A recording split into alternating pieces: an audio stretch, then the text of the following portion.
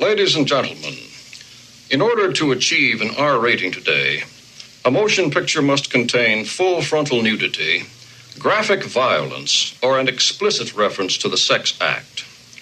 Since this film has none of those, and since research has proven that R-rated films are by far the most popular with the movie-going public, the producers of this motion picture have asked me to take this opportunity to say, fuck you.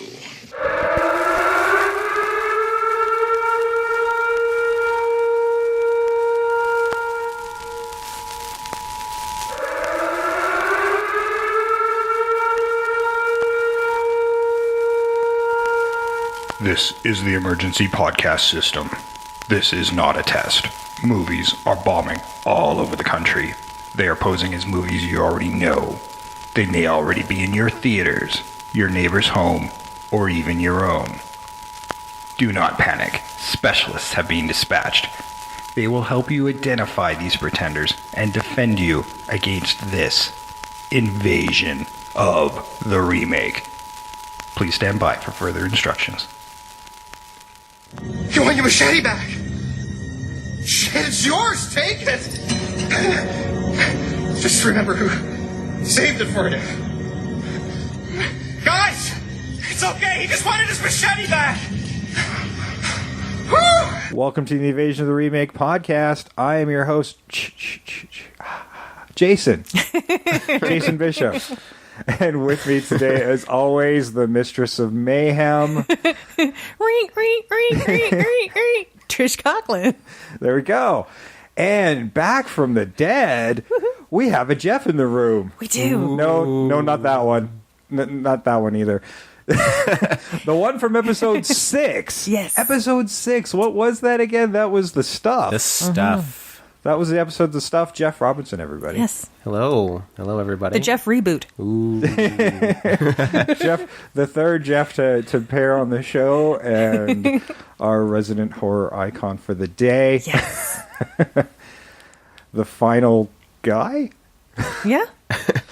You can have a final guy, I think. Final guy. They happen once in a blue moon. Yeah, no, they do. You know, I could just be that guy from Nightmare on Elm Street Part 2.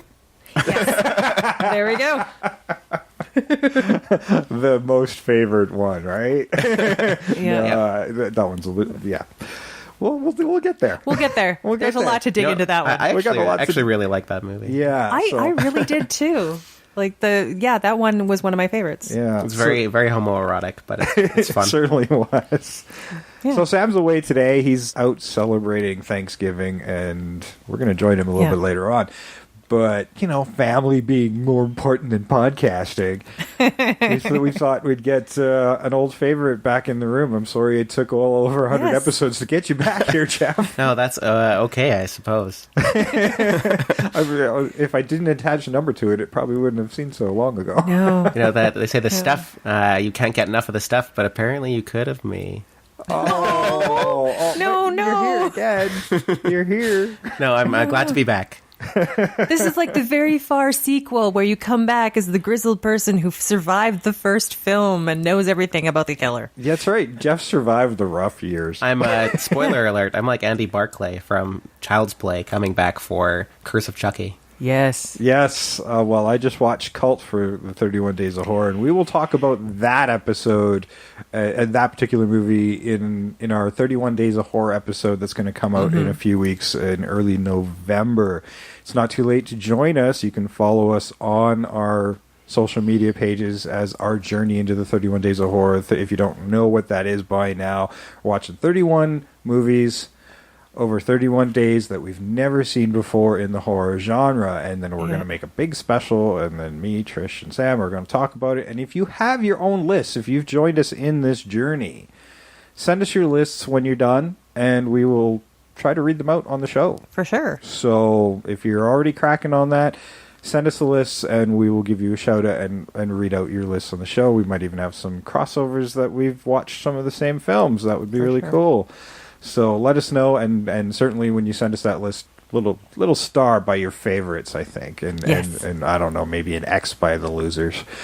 Yes, because it is the horror genre. A lot of the times, there's more bad than good. Yeah, That's subjective. It is subjective. Yeah. I got to say, my first week was pretty strong, but we're not going there today. You're going to have to wait for a few more weeks to find out how that journey's been going. And to be fair, here's the deal with horror movies. There's at some points where it can be so bad it loops right back round to being real good. Very true. It's true. It's true. You wonder why you're watching it, and then you get in that last half hour. Oh, that's why. I feel like that'll be the bulk of what we're talking about today. Yes, we are going to be focusing in on the subgenre of slashers. Very popular genre in the 70s and 80s. We're going to look at the genesis of slashers. Even the definition of what a slasher is, I think we're going to have to lay that groundwork first. And we're going to talk about some of our favorites, some of our least favorites, and where it's gone and where we might see it coming back. You know, horror is always kind of really generated by what's happening in the social and political climate of the world. And boy, I think we're in for a huge push in horror again. Yep. And Absolutely. we're in for a golden age. But we'll get into all of that. But first, what is a slasher? What is a slasher? What is the definition of a slasher? I mean, is would it a say, person who slashes? Like, with a sharp weapon? Sure. Yeah. But I think it goes further than that. I would say if you were to boil down every slasher movie, almost every slasher movie, I would say every slasher movie, into the simplest terms, I would say it's a movie that has an unstoppable boogeyman / faceless killer who is stationed in a familiar or safe place to the audience, who is stalking a person, usually a woman, so a heroine, who embodies innocence to the audience. And in previous, like a lot of previous genres, that virtue of virginity was also very strong in a lot of these. Yes. Like, usually in these movies, the people who will be killed will be people who, you know, break the rules by doing drugs or having sex and all this stuff.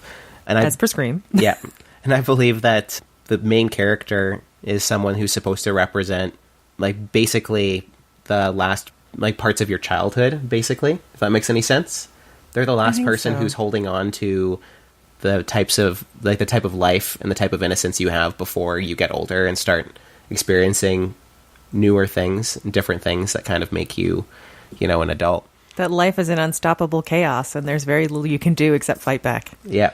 And usually the boogeyman faceless killer has a weapon that requires some sort of effort or struggle to get to its victims. I would say that in a nutshell, that would be Usually a what I would say. sharp-bladed weapon, Yeah. I think, qualifies. It doesn't necessarily have to be that way, but usually starts off with something like that because that is the basis of what a slasher came from, was through a bladed weapon of some sort, Like with an edge. knives, Or sharp. machetes. Yeah, knives and picks. machetes, picks, And as it sort of, pitchforks. Yep. it always kind of begins as that. There's some of them have like their own weapon that you generally see them have, but largely as each particular boogeyman, the genesis of through sequel to sequel, it just evolves into more elaborate kills that may not involve that weapon, just your average stuff. They're And maybe somebody with a deeper, looking into this deeper, maybe it's a phallic weapon that is penetrating a woman. I'm like, Yeah. okay, there's a lot of things we're going to touch upon there. I think about this genre, and we're certainly going to get to that in the, what was it? I guess early 80s, Siskel and Ebert said some really terrible things about the genre, and I think completely misunderstood it. To begin with, one of the things these so-called women in danger films all have in common is that they portray women as helpless victims. And after you've sat through a dozen or so of these films, as Gene and I have unfortunately had to, they all fall into the same pattern. A woman or a young girl is shown alone, isolated, and defenseless, and then come suspense-building scenes where the girl thinks she's about to be attacked, but she isn't. And then, just when you think everything's going to be okay and nothing's going to happen, a crazy killer springs out of the shadows and attacks her, and frequently the killer sadistically threatens the victim before he strikes. Yeah, Absolutely. I was watching. I believe I watched that documentary you did recommend for me, and it's weird. I listened to what they were saying, and I got where they were getting there. Oh, which documentary was that? It was Going to Pieces. I Very think good documentary. everybody here has seen that documentary. Yeah, Yeah, very it's good. very I good. enjoyed it a lot. Yes, Once again, Going to Pieces, highly recommended. I do. Yeah. I do indeed. It's a fun. I mean, maybe skewed to a certain point of view that documentaries usually are, but I think they get it. But we're all lovers of the genre as well. And they got a lot of different people to talk about. I find anytime I've gotten criticized for liking horror, well, it's such a male chauvinist genre, and it's usually coming from women or men who don't watch the genre. And I usually am the first to tell them, I'm like, there are more women that I know that like the genre than men. Yeah, specifically slasher movies. Yeah, specifically slasher movies. Because women generally, women die in the movies, but often the heroine is the last one to survive. The men usually don't live to see the end of the movie. And what's the thing about it is I don't know, one of my also favorite podcasts is My Favorite Murder. It's another one that I listen to. Hey, save your plugs for another show. I will. But this is how I came upon this, because they were discussing this as well on their podcast, which kind of gets to this point of why kind of a lot of women do watch this genre, is the fear of being killed by some faceless attacker is something we think about a lot. True. And so watching these movies, in some ways, we think about how we would survive this event, and watching them is sort of like, oh yeah, that's a smart way to do it. So it's both a look at it to like for our survival, and a look of it where it just gets some of that fear out where we can face it in a safe way. Yeah, I think there's a very primal fear, especially from women, about being attacked. And in general, the audience is being chased. I think there's something very primal there as well. And I think as humanity, it goes back to the 19th century. I mean, Grand Guignol, hell, we can go back, we can even go back further. We can go back to ancient Rome and gladiatorial combat. And people watching death and gore as recreation. There is something primal, I think, just in the species. Yeah. Well, I think you can probably see even cave paintings that depict mass genocide. Well, in Stephen King's book, Dance Macabre, which is just a book-long essay on the history of the horror genre between the 30s and 80s, he, at the beginning, talks about how, with horror movies, a lot of horror movies, usually at the times where they're very popular, are also times of like turmoil in people's lives. Like, he said that one of the movies he remembered watching, I think, was Earth versus the Flying Saucers, and at that time people were kind of scared about Russians and the space program, and there's a lot of very real fears that people have in day-to-day life, and horror movies offer people a safe scare.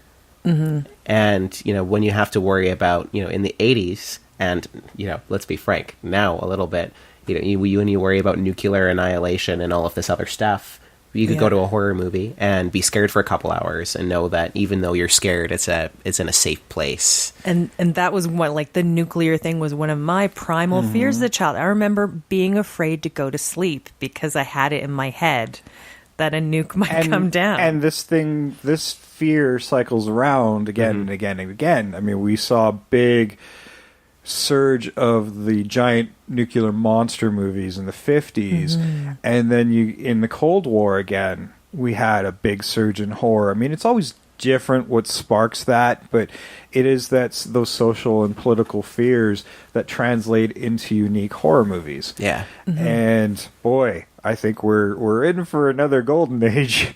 Yeah. And we've certainly seen that in the last couple of years, but something like a movie like Get Out, absolutely.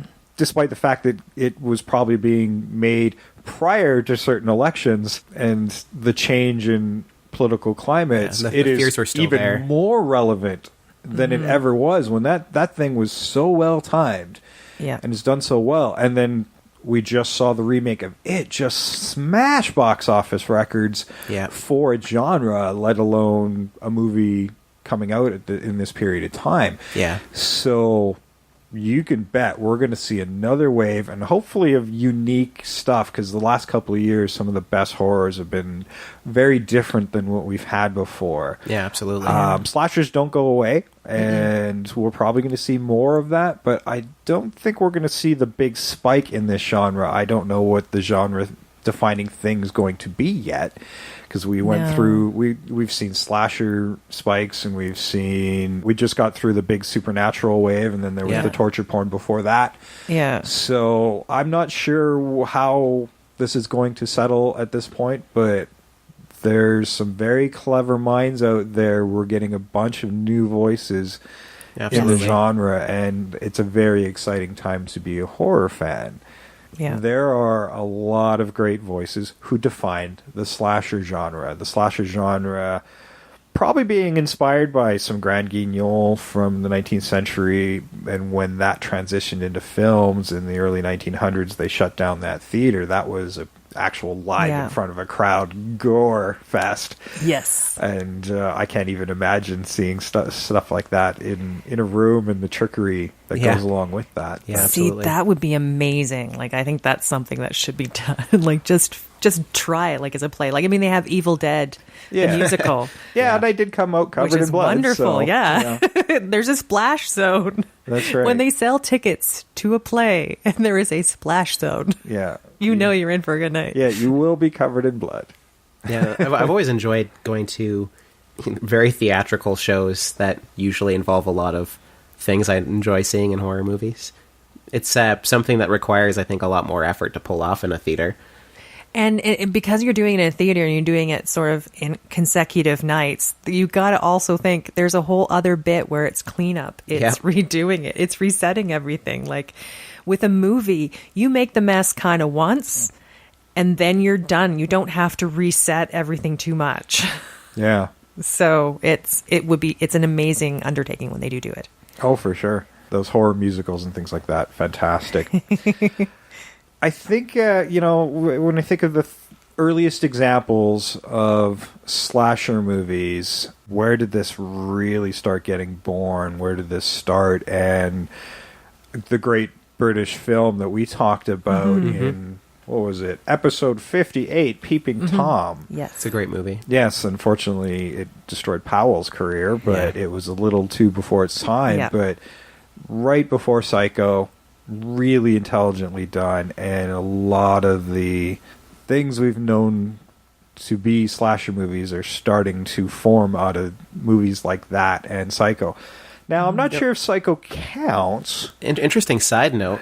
I don't know if this, or I remember if this was touched upon before, but I was reading that Peeping Tom was actually almost directly responsible for Psycho being as successful as it was, according to some people.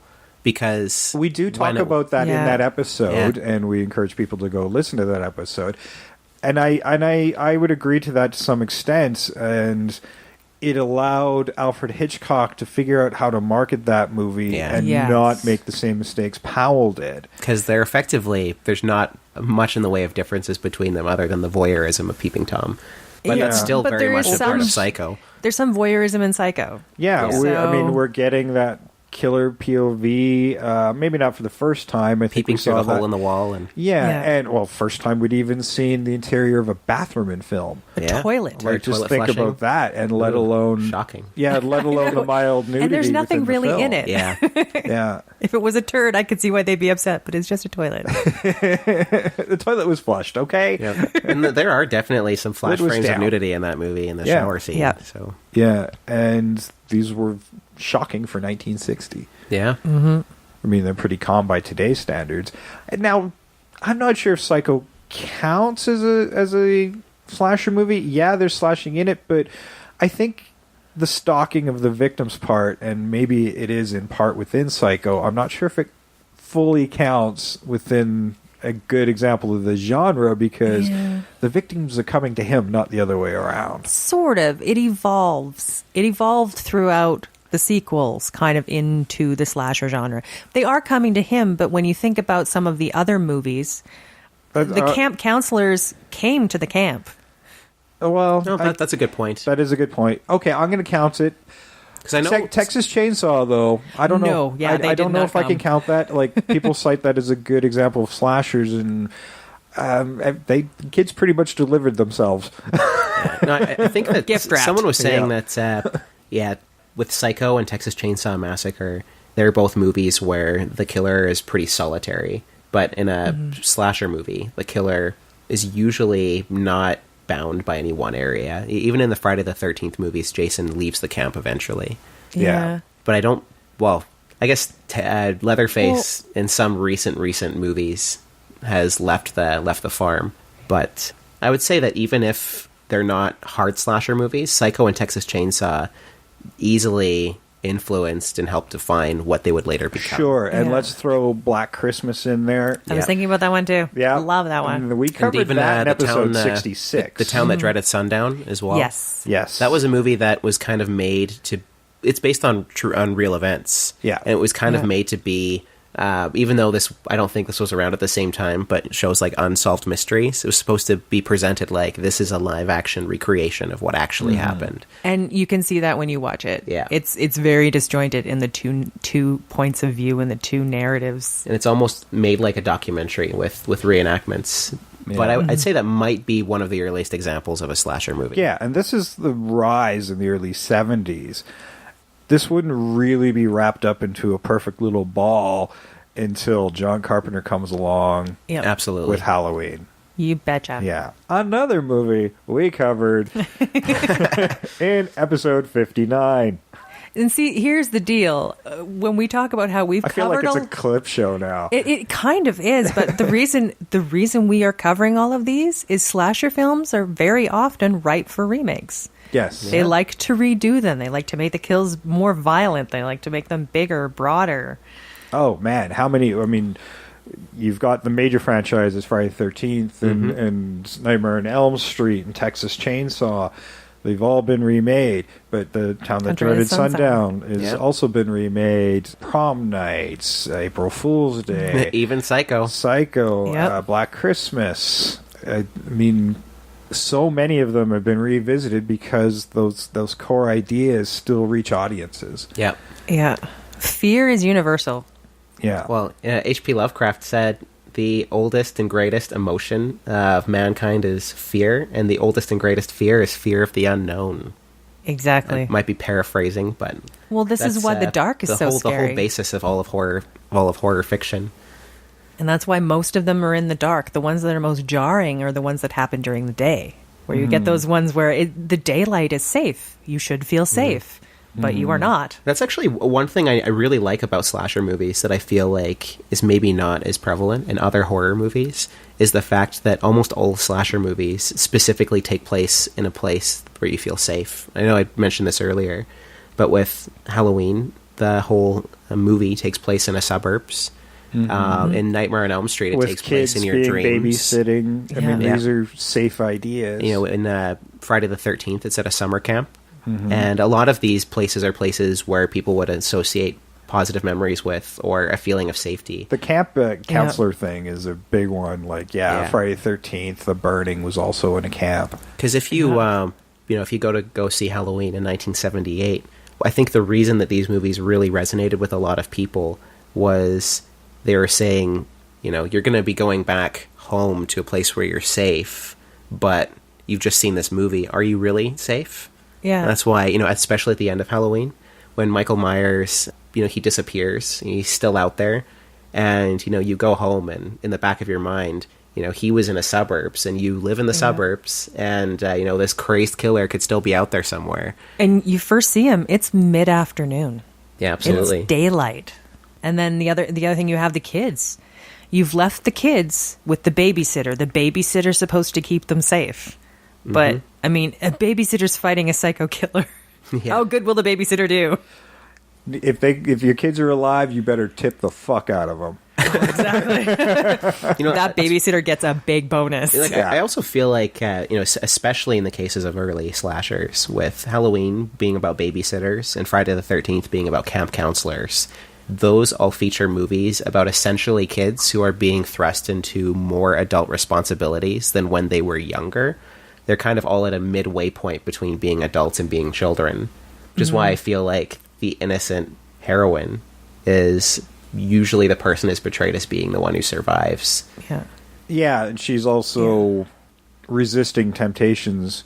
Yeah. And again, we go back to Halloween because a lot of that is formed right there. You know, you've got the innocent girl, the one that's a little less experienced in the world, hasn't had sex, and Doesn't really do drugs. Doesn't do drugs, and that's where a lot of that stuff is starting to form. Is in Halloween, where the drug users and the people who have sex, they're the ones the first to go. Yeah. And that continues on in the genre from film to film to film, especially because of Halloween, because that's the success of that film. We suddenly had a lot of these slasher movies being made, falling on that formula and trying to fit it in any holiday you could find. Oh yeah. And the thing is I feel like a lot of people really view slashers, when you really break them down, as almost hyper conservative propaganda. Don't have sex, don't do drugs. But I feel like maybe on another level a case could be made, because I don't know if you've ever watched a John Carpenter interview or Wes Craven. These guys are not Ronald Reagan. I feel like maybe on some level it's not the act. They're not saying don't have sex or do drugs, but the main character of the movie is usually someone who's really innocent, and everyone else is doing all this stuff that I feel like everybody deep down would like to do, but the movie plays upon the fears of what would happen if you move outside of your comfort zone, move outside of your shell, or do these things that you would like to do that some people would say is destructive, but I know that especially as a teenager, you want to go out and do all these have things, fun. but then you have this irrational fear of, well, like, what happens if I do, or what if I get caught, or whatever happens. And these movies really play on, I think, that fear, because I feel like these movies are more made for people who are the same age as the protagonists of the movie. Exactly. There's some horror movies I've seen where I'm like, I can't watch teenagers die again. So I've kind of gone to another part where I'll watch more adults die, because I'm like, I don't want to identify with those protagonists. It does feel like maybe it's a backhanded way to teach morals to that teenage crowd, because let's face it, that these movies were certainly geared to a teenage audience. That 16 through 20 category as you've really starting to move into adulthood. But here's the weird and strange thing about all of that is you have the other people who died who are maybe doing drugs, maybe having sex, but essentially at the end of all of these movies where you have the heroine, I know it's an unstoppable killer, but the heroine kills somebody, committing the ultimate act and sin. But because you're looking at the virtue, you're completely ignoring the fact that they've gone a lot farther than absolutely everybody else in the film. Yeah, but it's usually through their own survival. It is survive, but it is a lot of these movies crossing could be about a line that they would have never thought about. And hey, now I just killed a guy. Sex and drugs don't look so bad. Exactly. Well, and that's the thing is, I feel like when the movie starts, the main character is the last holdout, where they're amongst the last of their friends to be growing up. But by the end of the movie, you've watched them complete a journey. It's a where symbolism they're grown up of at the end adulthood. of the movie. Yeah, it's a symbolism. Yeah, and I think horror in general works best when it's making some sort of commentary like that. Absolutely. Even if it's a weak one that the slashers tend to deliver. You can't make a case that every slasher movie is like this, but I mean, there's definitely some that are just there for it does feel like there's a little bit of message, and it doesn't really get in there to just shock you and we're having fun until Friday the 13th. And it really is about, let's do creative kills. Are you having fun? Because we are. That is really everything that's about. There's nothing wrong with that either. No. I enjoy a lot of slasher movies. It's a really good genre. And I know that after the first wave of slasher movies that was kicked off by Halloween and Friday the 13th, there's a lot that were made, and it starts to get to the point where a lot of them become very similar. However, going back and watching them now, at the time, people would maybe have grown tired of them and said, this isn't creative, I've seen this all before. Yeah. But I think a lot of them actually hold up better than you might think to today's standards. I think the ones, especially the ones that last as long franchises and kind of became parodies of themselves, it really started turning the antagonist into an anti-hero in a lot of ways, where you went to see them kill kids and in gruesome and fun ways. And I'll admit, usually when I see something like that, I'll watch like Hatchet and see Victor Crowley tear somebody in half, and I'll be like, oh goddamn, that was awful and horrible and awesome. One thing that I think is kind of a little interesting is the fact that almost no slasher movie will start off with the main killer being supernatural, but almost always slasher movies that end up having longevity always go in that direction. Yeah, Michael Myers becomes more supernatural as you move along. He was just a human in a mask. I'd say very similar to Friday the 13th. Yeah. We show Jason, I mean, when he shows up right at the end of that first movie. That's a dream sequence, though. Yeah, it's a dream sequence, but he's a child. But when we get into the next one, he's a normal man size, and we just as the movies progress, he gets bigger and bulkier and more horrific, and keeps coming back from you the get dead. to like one of my favorite ones, which I think is 5. No, 6. Jason Lives. At the beginning of that one. Nobody likes 5. That was... No. Yeah, I was just going to say, no, it can't be 5. No, it's New 6. Beginning, no. Jason Lives. Oh, 6. yeah, New Beginning, no. Let's do a Jason movie without Jason. But no, with 6, it's really great. At the beginning, they go, I think it's Jarvis. He's like, I have to see if Jason is, if he's actually in his grave. I have to see if he's dead. And so they dig him up, and then he's struck by lightning and brought back to life. Yeah. And yeah, you're definitely getting... The Frankenstein birth. Yeah. Well, it was the whole thing with, like, that's the thing about the franchises. Like, watching the documentary, the Camp Crystal Lake one, which is many, many hours, but freaking worth it. I bought it, loved it. Is every time they're like, we need to make another one, is what they kept saying. So all they had to do, they had to just keep thinking of more elaborate ways to bring him back from the dead. Well, oftentimes because they don't want to when get rid of the franchise. Tom Savini would get that phone call from Sean Cunningham to do another Friday the 13th. He would just get that phone call, start thinking of ways to kill people. Yeah. Tom Savini. Like, I don't know. He seems like such a... When I watch interviews with him, I'm like, he seems like such a cool guy you like to hang out with. But you're like, but you think of so many creative ways to kill people. He was... I was surprised to learn that Tom Savini was a photographer during Vietnam. Yes, I think that's very telling. He would describe, he's seeing all of this horrible stuff.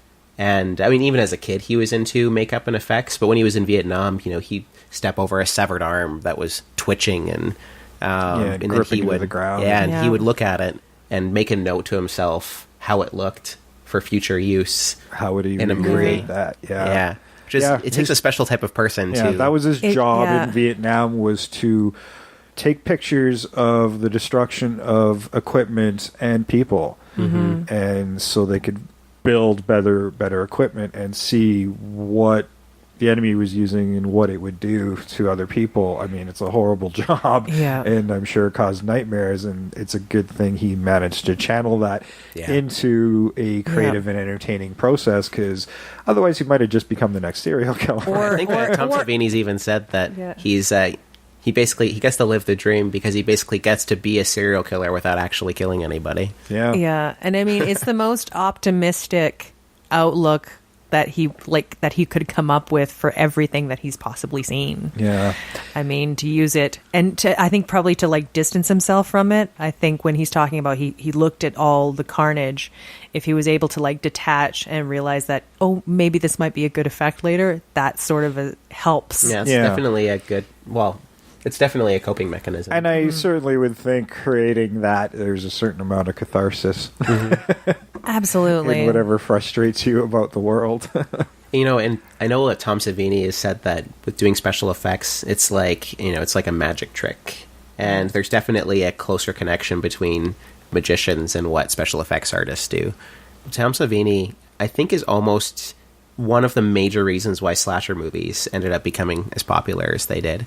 Because I made a note of this earlier, but with Halloween, when that came out, there's relatively little gore in Halloween. Halloween really relied a lot on suspense and a lot on implication. One of the only scenes in which you really see something very gory is when Michael pins the Bob to the wall and then stares at him, with the knife. But when they were making Friday the 13th, that was the movie that really... They decided to go all out with the gore and the fun kills and the creative ways to kill people, and that was all Tom Savini. Yeah, well, that was in North America, and keep in mind, the Italians had been doing it for a while in the 70s. True. So we had the Italian giallo movies, and Like Mario the Nerve Bava, of the Death Twitch or whatever. It was Twitch of the Death Nerve. Yeah, there you go. Which is also known more domestically as a Bay of Blood. Yep. And Like Deep Red and and there's a certain scene in there with the spear through the couple making love. Yeah. And they kind of did it from reverse, and I think that was when Kevin Bacon died, wasn't it? No, or was that Kevin in the Bacon was second film? arrow through the neck. yeah, his was arrow through the neck. This was. But a lot of these both were couples do having come sex. from Italian giallo. Yeah. And that couple having sex and the spear through the two of them, it's in Bay of Blood or Twitch of the Death Nerve and I think Friday 2. Yeah. Yeah.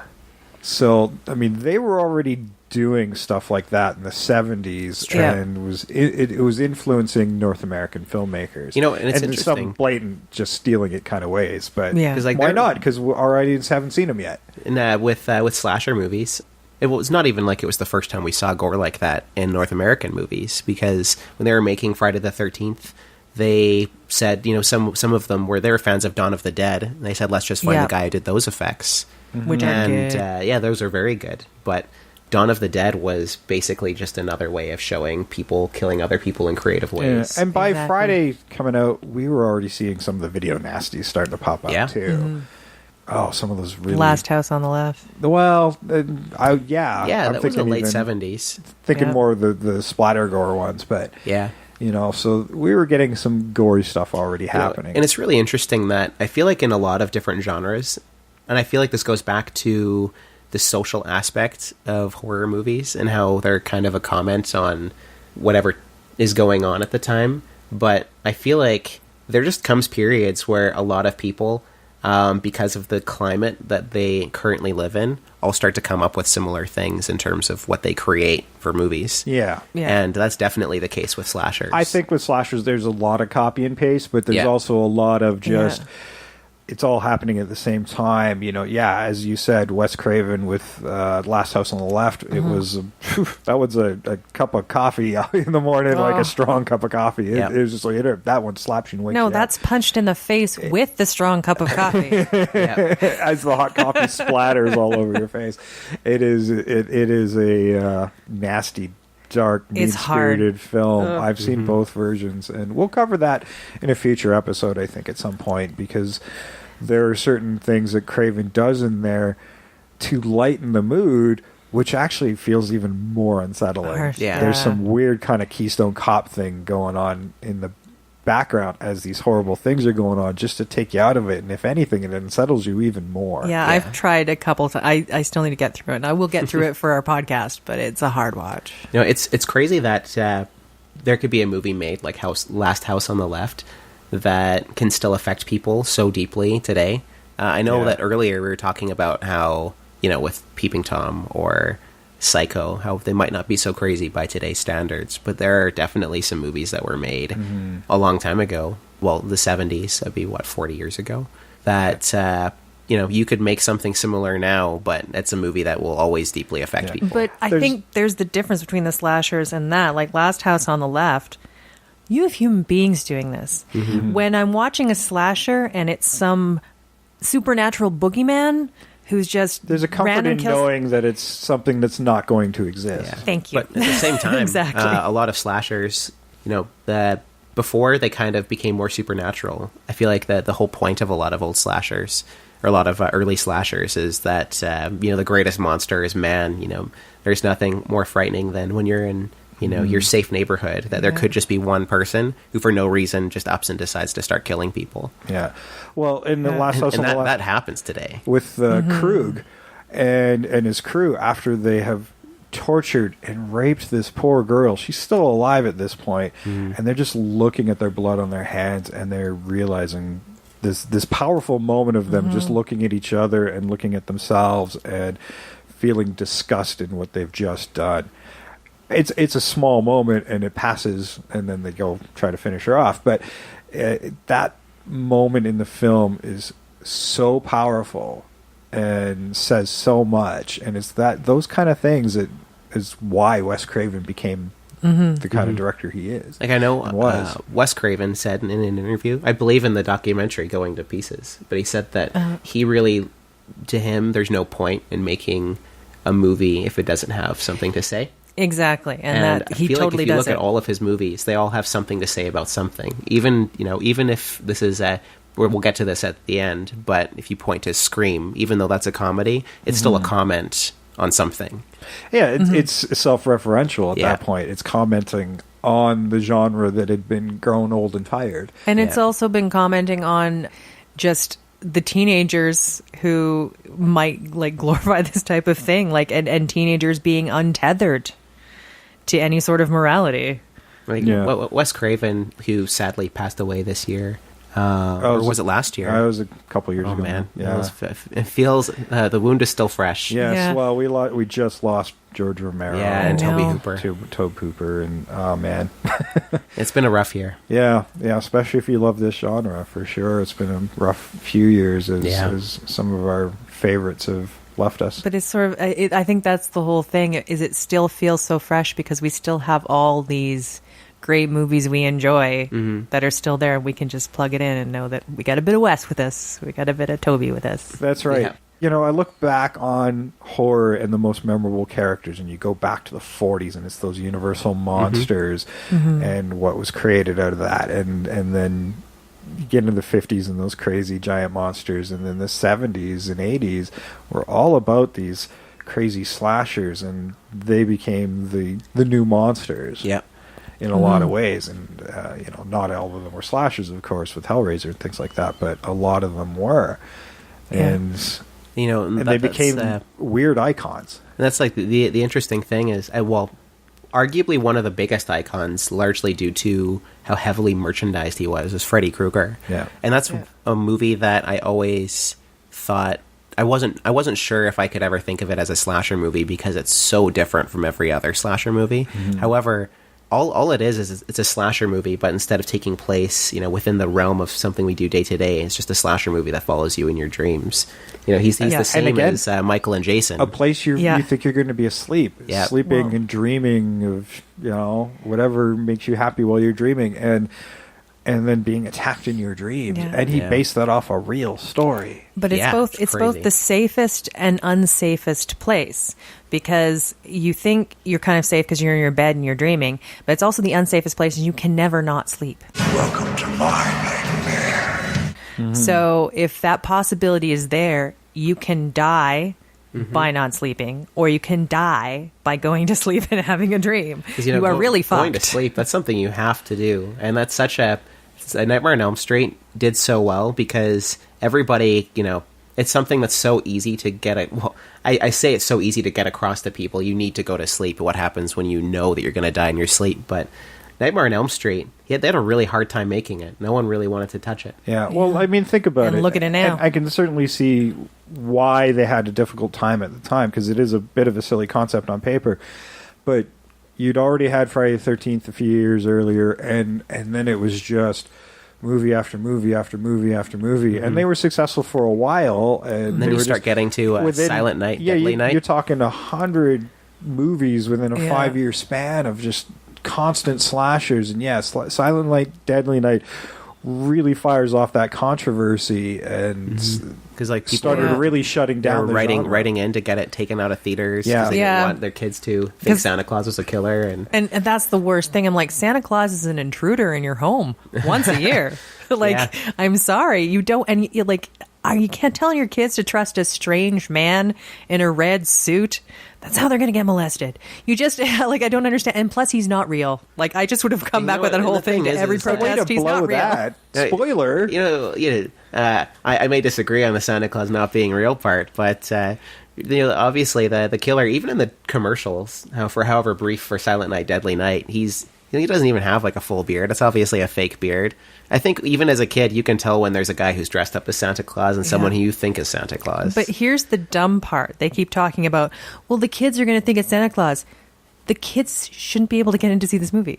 I think you've completely missed the fucking point. What kind of parents? I could say, what kind of parents? But it's a commercial playing on TV.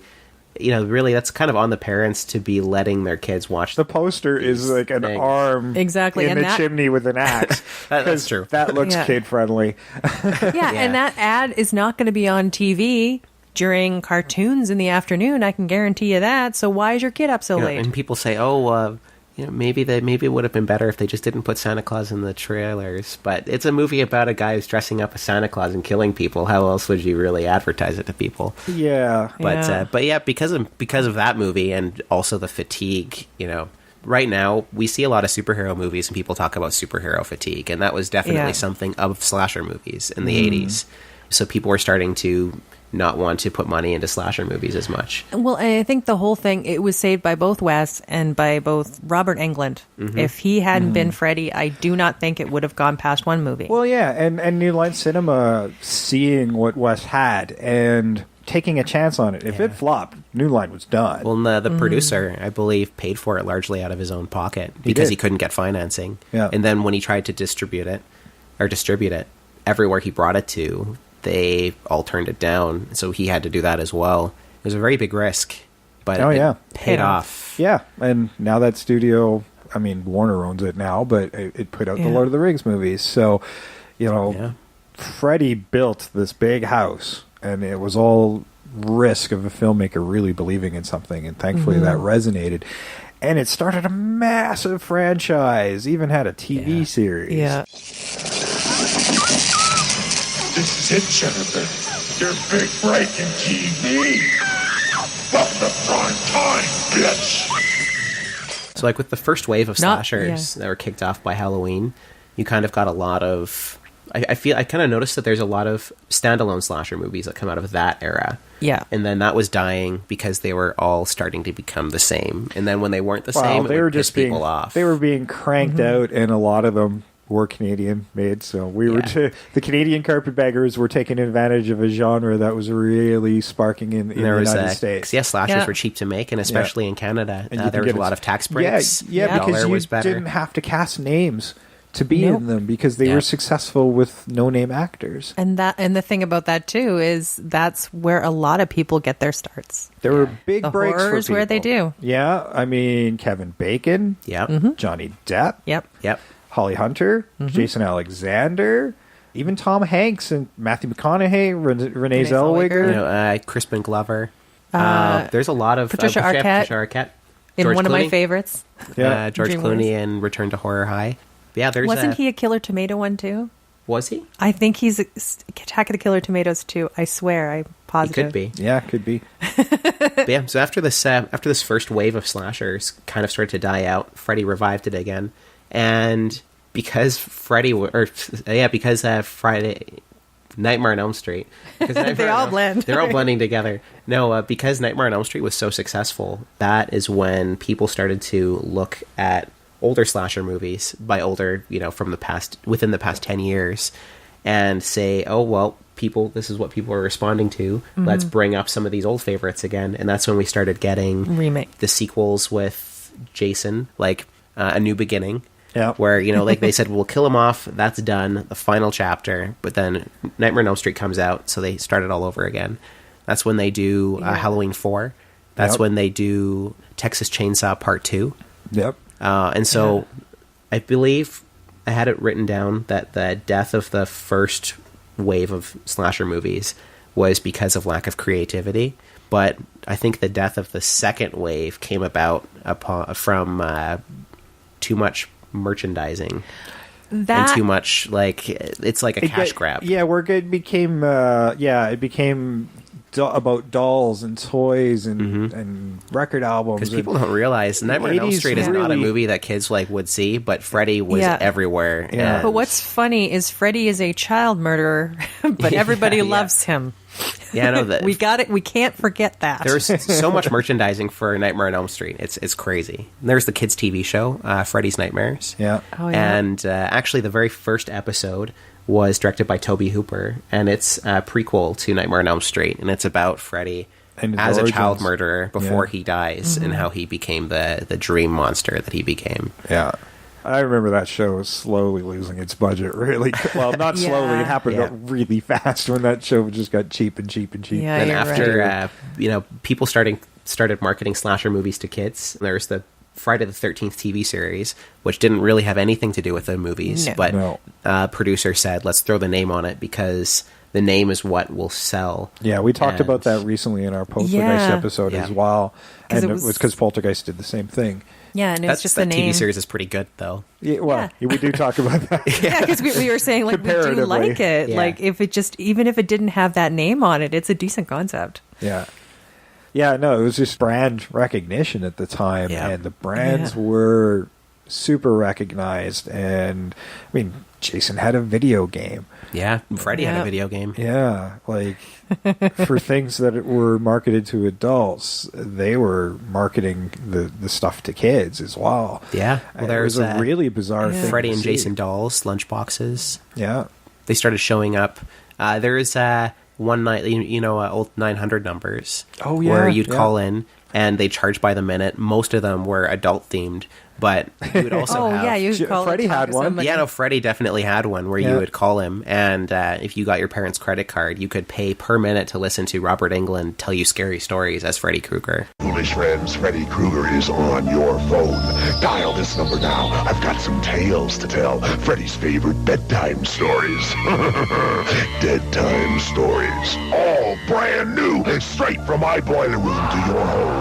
It's Freddy Krueger on your phone. So dial this number now if you dare. Tell him Freddy sent you. $2 the first minute, 45 cents each additional minute. Children, get your parents' permission before you dial.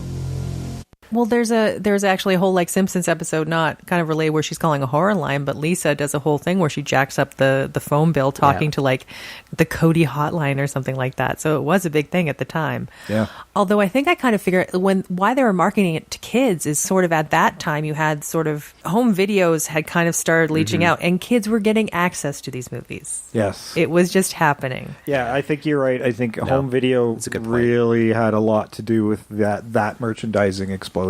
Because they knew the kids were watching them even though they weren't supposed to.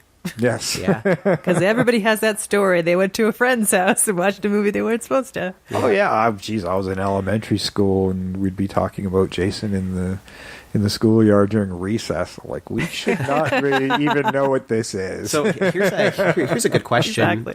Obviously, when these movies were being made, they were being made with teenagers in mind, 15, 16, 17. Now, what do you think caused these slasher movies to become so resonant with younger children, like preteens who discovered these movies? I think as they got sillier and a little more cartoony, I mean, I'd say especially Freddy, because he was doing weird, fantastical things. And as a kid, that was really appealing to me. Turning to the camera and saying a catchphrase. Yeah, I would think, I think about that and I'm like, well, these are just science fiction films with blood. They're like cartoon Yeah. characters. They were totally cartoon characters, and there's that disconnect from reality in that regard.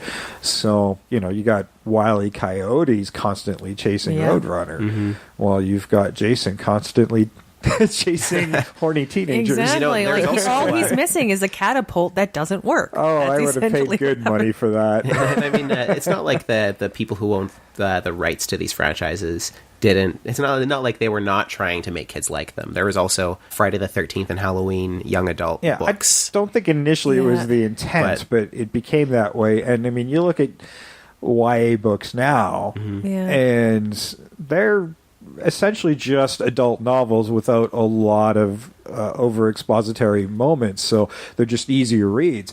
But there's some Yeah. pretty graphic stuff in young adult novels Very these dark days. stuff. So that continues Like today. I collect movie novelizations and movie tie-ins, and there's these books that I've been wanting to track down for ages. There's these 3 Halloween young adult novels that were put out, and the plot of all 3 of them is each one of them follows a new group of kids, like 10, 11, and the plot is they go somewhere, Michael chases them down, and then he kills them by the end of the book. And it's such a bizarre wow. concept for a kid's book, where even kids' books that are scary, usually the kids survive at the end. But with those ones, the kids always die. And I always thought that was such an interesting I've got the Nightmare on Elm concept. Street one, which is full of Totally. short stories Yeah. by different authors. I'd like to see that. I don't know. As a young kid, when I did see it, when you're talking about like how it was marketed towards teenagers, but young kids still liked them, I have to admit, even like as a kid, there was still that bit of me. These were the older kids, the ones who may have bullied me, or they were my babysitters and they thought they were freaking in charge of me. So watching them die, was kind of a bit cathartic for a very young child. Do you get what I'm saying? Yeah, I suppose. I could see that. Like the very dark child would enjoy it. Well, I guess it could harken back to what I was saying earlier about, the main character is usually the person who's most connected to what they were like when they were younger, and they're like the last holdout before they become an adult. Oh, so they're the ones who's nice to the kids, so we like them, and they survive. So all the people who you see die are like the teenagers who are like, mean to kids. They think they're cooler than everyone. They would be the babysitters who would say, "Hey, go to bed. I'm inviting my boyfriend over." Yeah, and that kind of thing. So. And they should be paying attention to me, the kid, so they die. Yeah. I think you just stumbled upon a secret slasher trope. Yeah, exactly. There we go. The very morbid child I was has figured out the secret slasher trope. I'm going to play a clip here from Siskel and Ebert at the movies. Cool. Yeah. And I specifically want Trish's take on some of this. There's strong women images in the films. Jill Clayburgh and an unmarried woman, Jane Fonda, in every picture she makes. Got it all wrong. Fonda and Clayburgh make one film a year, maybe, right? These films are coming out week after week, playing to millions of people, and the dominant image in American films today on women is not Fonda and Clayburgh. It's women like that, cowering in the corner, knives being brandished in their faces, being raped, being sliced apart. That's what's going on in American movies. That's why we're doing the show. I think a lot of people have the wrong idea. They identify these films with earlier thrillers like Psycho or even a more recent film like Halloween, which we both like. These films aren't in the same category. These films hate women. And unfortunately, the audiences that go to them don't seem to like women too much either. Now, we go to see these films in movie theaters. These are not the kinds of movies where they have nice private little screenings for the critics. And to sit there surrounded by people who are identifying not with the victim, but with the attacker, with the killer, who are cheering these killers on, is a very scary experience. Yeah, the movies are played so that they really are in favor almost of the killer and really against the women cowering back. I don't think we can stress this too strongly, that we're not talking about just a couple of films. It seems like we're getting new ones of these kind of films every other week. Oh, and to clarify, that clip, they were talking about the pre-Nightmare on Elm Street slasher movie. Yes. Yeah, they were. This was just before Nightmare on Elm Street, and they really get to the idea that this was against the women's movement, and it was against women, and it appealed to an audience that hates women. I've always been of the mind that most of the people I know into horrors, and specifically slashers, are women. Now, see, here's where I see that this conversation was probably a little bit too soon, because the slasher flicks, I can see what they were responding to when they were looking at it and how they got there. I do believe it's misled, but the torture porn that came about that sexualizes and glorifies that type of violence, like there's a very male gaze on it. The torture porn is the shit that hates women. I don't think the slashers do. Depends on the movie. Yeah, I don't think That's Saw, why it's called torture porn. Yeah, I don't think Saw is particularly against any particular sex. It was. Oh, see, I don't call that torture porn. In my mind, torture porn is watching torture for your own satisfaction.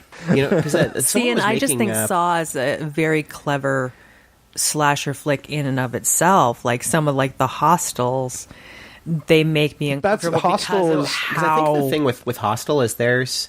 I think with Saw, I think it's unfortunate that there's a lot of good movies within that genre that get lumped in with a lot of other movies. And I personally love the first Saw movie. I think it's really good. But with a movie like Hostel, that's a movie that has a lot of meanness to it. That's the thing. It's reveling in its cruelty to its victims. Saw, I do not believe, falls into that area. I would say, and I'd say a lot of movies in general in this genre fall in the exploitation category. They always have, and there's nothing wrong with these movies being innately sexual, and there's certainly a lot of TNA within the slasher genre. Something like Hostel, mind you, it is half exploitation movie. Like first 45 minutes is all about the sex. It is basically a sex comedy. And then you get into the porn. There is a big dividing line, getting into the torture porn part of it, the torturous part. And it's mainly the men getting killed. And the women have moved these men into the position to get killed. I think Eli Roth But is isn't the more... second one the women getting killed? I haven't The seen second one is flips it with the men and the women. Yeah. I think So with Eli it's Roth and Hostel, either one like are that movie terrible. is more. I think Eli Roth is more inspired by like exploitation films than specifically slasher. They are completely mean-spirited, and if all of the movies were like those, I could certainly see where Siskel and Ebert were coming from. See, and that's what I'm But saying. I feel that's a line that's there. I wouldn't say that's fair to say that the audience who went to that movie knew that going in and were there to spite women or men or whatever. I mean, the second one, you can make there are that some argument. modern slasher movies that I feel like really straddle that line. Like, Yeah. I would make the case. I wouldn't have thought this before yesterday, but I recently heard somebody make the case that torture porn type movies are the modern extension of slasher movies, and the fact that slasher movies are about people who they have a weapon that requires an effort to kill their victims, and with slasher movies, starting with Friday the 13th, became more and more about the creative and bloody kills, and a lot of torture porn is about just very elaborate ways of killing people. Building a better mousetrap. Yeah, exactly. But it's still the same basic premise. Essentially how every Bond villain should have fucking done it. But there's some modern movies like... because they fucked up. Every Bond villain should go to Saw School. That's what they should do. That laser. Yeah, I mean, dude. Yeah, so there's... So Laid to Rest and Laid to Rest 2 Chrome Skull are two modern... I haven't seen that first one, but I've seen Chrome Skull. The special effects are very good. Yeah. That's one thing I will say. And they do the exploitation, because there are some bunch of porn stars in those movies. But those are movies that I feel like, watching Laid to Rest, I could understand what Siskel and Ebert were talking about, because that's a movie where, well, the gimmick of the main killer is that he's a masked killer who wears a camera on his shoulder that rapes and murders attractive women. And that's a movie that definitely feels hard to watch, because it really feels like it's reveling in the distress and torture of women. And they do move away from that in the sequel. Yeah. But it seems to be like somebody's... In some instances, when you're watching it, you can kind of tell the difference. Like a regular slasher movie, I'm enjoying it and it's fun, and it doesn't feel like it's... I think the word I would say, it doesn't feel unfair on the victim's part. Like they can still fight back. Everything's fine. I think there's a difference between when a victim is being pursued and you're thinking, oh no, I hope they get away, than when a victim is backed in a corner and then it revels in the victim's fear for longer than it needs to before they're killed. It seems... And it's not even as if they're killed right away. It seems like uncomfortable wish fulfillment by somebody. That's where it gets... I think we got into very mean-spirited slasher movies post-Scream, once the Scream level of PG slashers kind of waned. I mean, that was the next big spike, is Wes Craven comments on all these tropes. And we get the creative kills, and then eventually, that gets plays itself out with urban legends and other PG slasher genres, and then we get into Wolf Creek, and we get into the really dark stuff again, and some of them are really good. I mean, Hatchet totally plays on the tropes and in wonderful and unique ways, but still feels part of that vintage cycle, even though it's a much newer franchise. Oh yeah. But things like Wolf Creek and Saw and Hostel, they get into some really dark territories, and you're not just seeing the whack of the hatchet or whatever. They're really gory, and they really sit on that violence. And it also feels like I said before, it feels like an unironically unlevel playing field. Yeah, they leave you really unsettled in some cases. Yeah. I definitely do think that there are some slasher movies that really there's definitely some misogyny going on, but on the flip side, but you get something like Slumber Party Massacre. Well, I was just going to mention Slumber Party Massacre, made by a woman who was a proud feminist woman, and total exploitation movie, and totally. And I think here's the deal: like you say, if there's that meanness behind it, you can really feel it. You can have sex and tits in a movie, and it doesn't have to be overtly exploitive, really. Because the director of Slumber Party Massacre, she was saying about that movie, she really wanted to play, like, one of the main elements of Slumber Party Massacre was a fear that a lot of women have when they're younger, and it's of, like, you know, getting laid for the first time, or going about getting laid for the first time. And she said that was something that she wanted to touch upon in the movie, that a lot of people slammed the movie for, calling it sexist. But she's saying it's not sexist. That's something that a lot of women go through. There's the fear of the pain of the first time you have sex. That's a whole thing. Like, and that's when you're talking about the horror trope, where the penetrative blade, that is associated with pain. Mm-hmm. That is very much there in a lot of slasher films. But what you see is, like, there's been in other movies now where a lot of them are talking, you get to the other fears of, like, pregnancy and, like, aliens growing inside us. There's a lot of shit going on. Mm-hmm. But I would say that fear is there, and I get what she was getting at, and that's fine. But it's sort of, some people misunderstand a portrayal of sexuality as exploitation when it's not. Mm-hmm.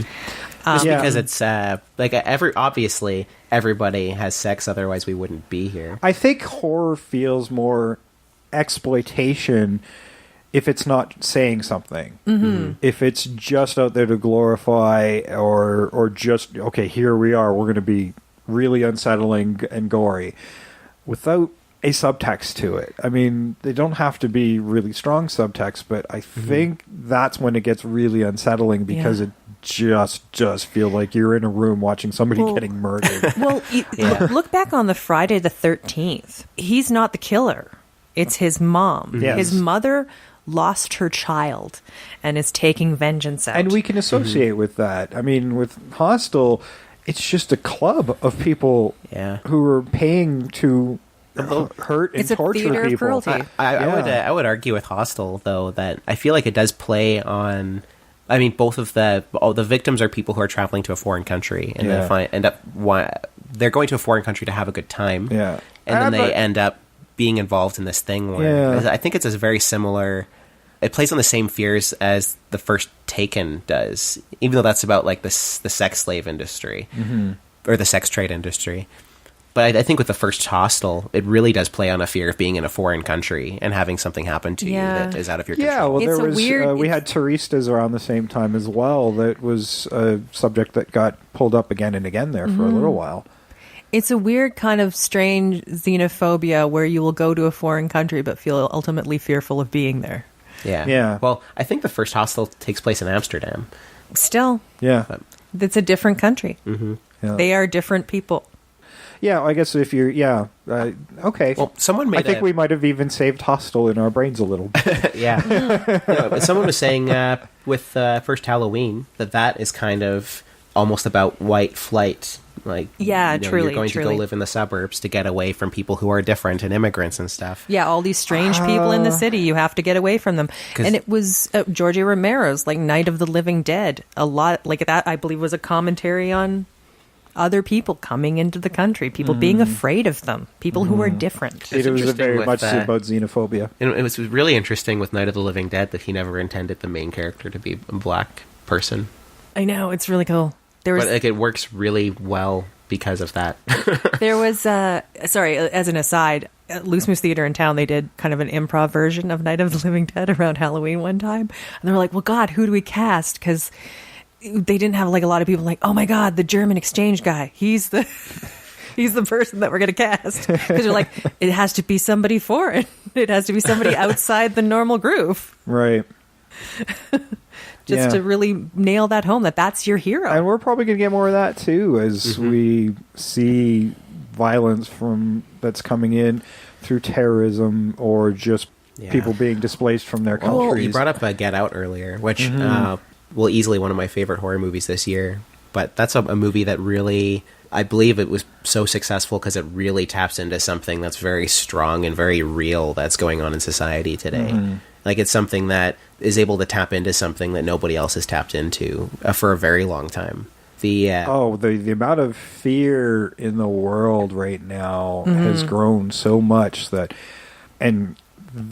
plays so well into the horror genre when you think about what was happening politically during these spikes. Yeah. You know, you had the Vietnam War, you had just the craziness of the Reagan era, and you look at today and we have terrorism and a lack of faith in government and a fear of nuclear annihilation at this point. You know, even the fear of, you know, not as much in Canada. We're luckier in that respect, but, you know, the fear in the States of, you know, when is somebody just going to open fire on a group of people? Yes, that happens way more terrible often than it should. just in Vegas a week ago for us at this recording, and it's, you know, it's not something I wanted to bring up, but yes, it is something that is real and palpable, and it's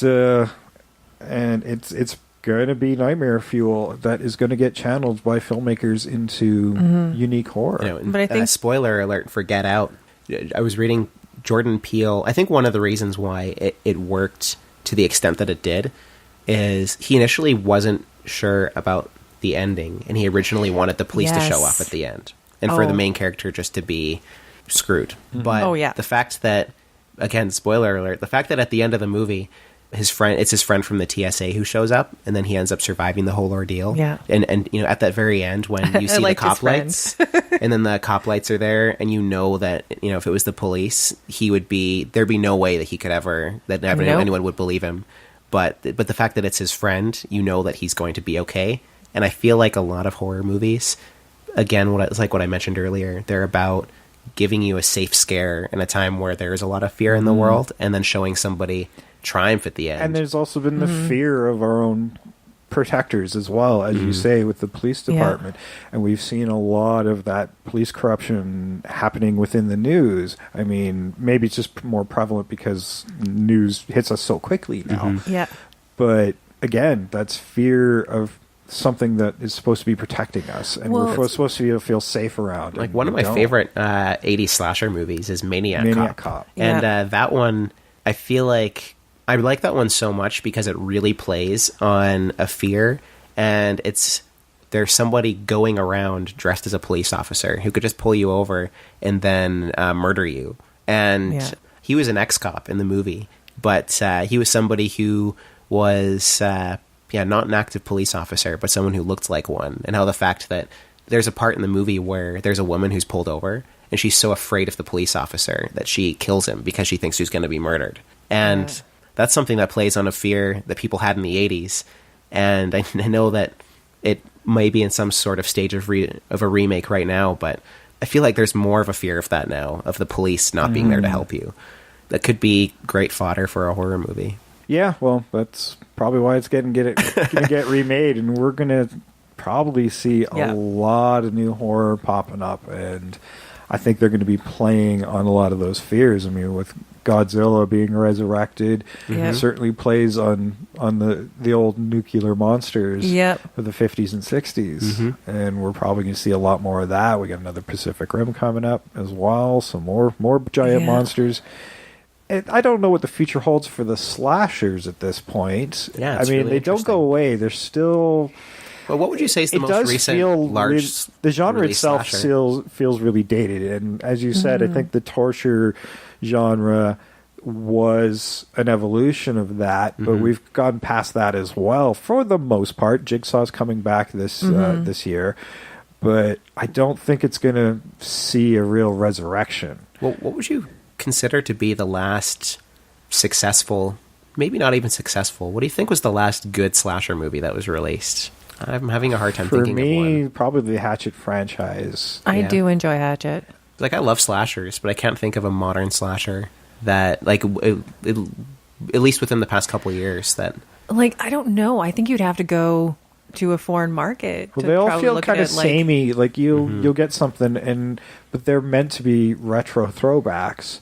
So even though they're entertaining, they feed on what we loved about those to begin with. There was Final Girls, which was a parody of Friday we the talked 13th. about that last year during our 31 Days of Horror. Yeah.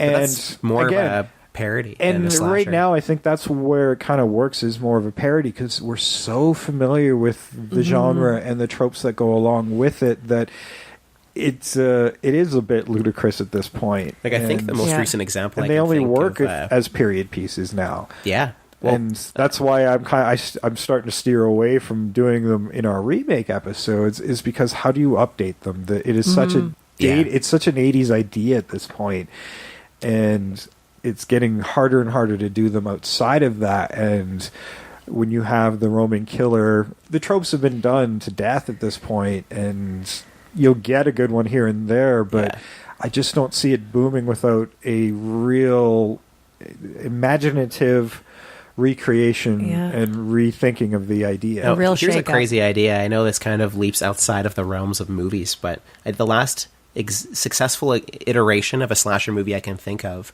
is probably the video game Until Dawn, which is a video game that's very much you playing through a slasher movie. And it's kind of like a, it's like a choose your own adventure video game, basically, where, your girlfriend, she's been, caught by the killer, and you have to run, like, do you take the way that's safer to run or the way that's quicker but not as safe? And every choice you make kind of dictates how the story will play out. And it's a cool game, but it's very much, it kind of plays into some other genres as well, but it has a very slasher basis. And I know that the Friday the 13th video game has just come out, and that's very popular. And so maybe that's the future of slasher in video games? And possibly. I mean, the Friday the 13th with the massive multiplayer universe out there where you can put your own little group of teenagers together, and then you're being hunted by one other guy, which is Jason. Yeah. It's a neat idea that plays well into the video game genre, and it could feasibly change what horror games look like for a while. And video games are certainly can do things that a movie can't, because they can make you part of the story. Yeah. And it can also be that whole thing, like when you're talking about, we're so aware of all the tropes, and playing a video game, you're like, I'm not going to make the same stupid mistakes they made in the movie. Exactly. Because I know one of the biggest criticisms I hear. Back. Don't do that. We have one of the biggest criticisms. I think is why Scream was so successful. But one of the biggest criticisms I always think about or hear about slashers is everybody knows, the characters. They say, they're all going to split up, or they're going to, they're going to get picked off one by the killer. Big surprise, because they, they don't make the right decisions. Take that anger away because you're making the decisions. And well, that made me think of Cabin in the Woods, where it's kind of slasher-esque, and they actually get to the explanation as to why somebody would say that. It's because he's being chemically manipulated to say we should split up. It much it's like weird. Scream, it's self-referential, and it handles it in a different way. Instead of having that informed fanboy, it's being manipulated that all these tropes are things that have to happen in this cosmic ritual to keep the giant demon down. And I think it's brilliant, because all that was born out of the slasher movies, and they're still using it all in a very unique and fun way. And of course it's self-referential, but you can only get away with that so many times. By the time we got to Scream 4, which I think is actually pretty good, because it gets pretty dark, but didn't do very well, because we've been there a few times now. We've been down that road, and thankfully Cabin in the Woods just repackages in an interesting way, but you can't get away with that too many times. I think it's unfortunate, because I would actually say Scream 4 is my second favorite to the first one. I would agree with you as well. Because it's the most return to form. It's it is a very much a whodunit, and not like a fake whodunit like 2 or 3, where they structure it like a whodunit, but there's no way you could ever figure out who the killer is. But 4 is great. Had some good twists. It gets dark and mean in that one. That was a great modern slasher, I think. I agree. What's nice, maybe that's actually the other part of it, is it's slashers. We have the unknowable killer. Maybe it shouldn't be the unknowable killer. It should be the killer that you know, but you don't know who it is. It's a murder mystery slasher. The other reason that Scream worked so well is because it was a slasher, but it was also a murder mystery. Maybe the future of slashers isn't theatrical anymore. Maybe it's television. We have Scream the TV series, and very true. A couple seasons in now. We've had Hannibal and Bates Motel. No, I say American Horror Stories somewhat. When I think about where the slashers have gone, they didn't go away. They just went to television. And I really like a lot of those shows. They're very well done. Because they can expand on that idea. So what are your personal favorites in the genre? Ooh. Well, I'm going to go, here's the deal. I have personal favorites, but I actually think of slasher movies with my favorite scream queens in them. Okay. Cool. So like Jamie Lee Curtis, ultimate queen. Nobody can touch her.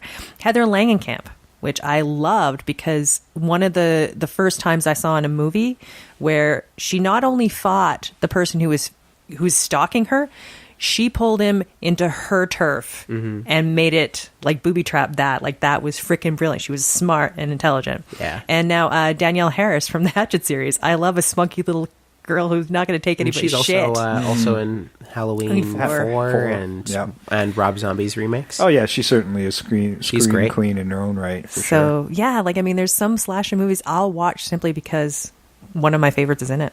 Nice. Cool. I would say I have a bit of a list. I already know you're going to say Halloween. That's your favorite franchise. I do really like Halloween. I would almost feel like I'd say within my top 5 there'd be I love My Bloody Valentine, one of the first major Canadian slasher movies, and also still one of the goriest. That's a really great slasher movie. I'm a really big fan of Sleepaway Camp. Yes. And Sleepaway Camp is a really cool... I'm not going to spoil it for anybody listening to this podcast. If you don't know what the twist is, I'd say go out and watch it. It's kind of a similar setup to a bunch of kids at a summer camp who get picked off one by one, but the payoff is really good. And I also really like the sequel, Sleepaway Camp 2, which is kind of a parody of slasher movies. I really like the Halloween franchise is great. Out of those, my favorites would be the first one. I really like the fourth one, which I kind of wish that they kind of went in a different direction after 4, the way that they set it up at the end. But it's pretty strong, and I really like H2O. Oh, loved H2O. Friday the 13th, that's a great movie. I really like 4 and 6 as well. 4 being the final chapter, and then 6 being Jason Lives. Yeah, is that the kind of gothic one, and it ends... There's a lot of hints to other horror movies in there. Is that 6? 6 was... No, that was... Oh, yeah, go ahead. Oh, because 6 was the one where... Like, that one's very fun. It's the funnest Friday the 13th. It's also the one that doesn't really have any nudity in it, weirdly enough. It's the only Friday the 13th with no nudity. But it's because it's kind of more of a live-action cartoon starring Jason than any of the other ones. Like, all the kills are very over the top. Yeah. Jason gets resurrected by a bolt of lightning at the beginning, and then he turns to the camera and they do a James Bond thing. And it's very self-referential and very fun. I'm a really big fan of Child's Play, which I think is a really unique slasher because that might be one of my favorite franchises because I've never disliked any of those movies. Like it, every time another one comes out, I welcome to see Chucky again. Because Brad it Dourif is such a legend, very tongue in cheek as well, and it's nice to see his daughter is now in the franchise. Yeah, and this new cycle of them. I have to admit, it's also I forgot about that. It's one of my favorites because it really preys on that idea that a doll, because you're a kid, they're dolls. They're supposed to be your buddies. And like I know it's a slasher and a doll horror movie. If I would have seen Child's Play as a kid, that would have scared the shit out of me because that one is I also think really unique because that's a slasher movie through and through, but it doesn't have a scream queen in it. The main character is a little kid, and that's very unique amongst the genre. That it's about a little kid, and the fear of the movie is it's about a kid who knows what's going on, but none of the adults will believe I think maybe why it's been so consistent is because the same writer has been there for every script. Don Mancini has written every script. He's been directing this last cycle, but it's had one unique voice throughout the whole thing, one consistent voice, but there's still every 3 there's kind of a dividing line of how those movies feel, and they've gotten darker in this last cycle again. And I love Tiffany. She's so fun. And then it's actually interesting. So I feel like there's kind of 3 current cycles of slasher movies. There's the first ones that were kicked off by Halloween. There's the second cycle, which is kicked off by Nightmare on Elm Street. There's the third cycle, which is kicked off by Scream. Yep. And it's interesting that Wes Craven revitalized the genre twice. Yeah. But the Child's Play franchise is a series that was also revitalized by Scream, where because of the success of the first one being so referential and so tongue-in-cheek, that's when they decided to bring the franchise back with Bride of Chucky. Yeah, when Tiffany gets introduced, it gets even more tongue-in-cheek. Like, it was always had a a firmly planted sense of humor. Yeah. But not overly so. But they get overly comical in that next cycle. Yeah. And because Chucky is always like a wisecracking evil serial killer doll. They've definitely gotten darker in this new cycle. Was the first one before or after Nightmare? The first one after. Because I was thinking if it was after Nightmare. It was definitely after Nightmare. It was 1988. Oh, okay, because it seems like they used the template of the killer is the hero. It's the character you identify with and root for. Because I freaking love Chucky. Because I think they were using the Freddy template of how you love the killer. Because he's great. He freaked the crap out of me, but I just loved him. It's such a weirdly dark premise about like I can't remember if he was a child serial killer. I know he was a serial killer who does a demonic voodoo ritual to put his soul into the body of a doll. I think he was simply a serial killer. Yeah, so his whole deal is he wants to find a kid to do a ritual to have his soul put into a kid. Ade dui dembala. Give me the power, I beg of you. Mortis melodivico de movo se. Andale conte guase dembala. Awake! Awake!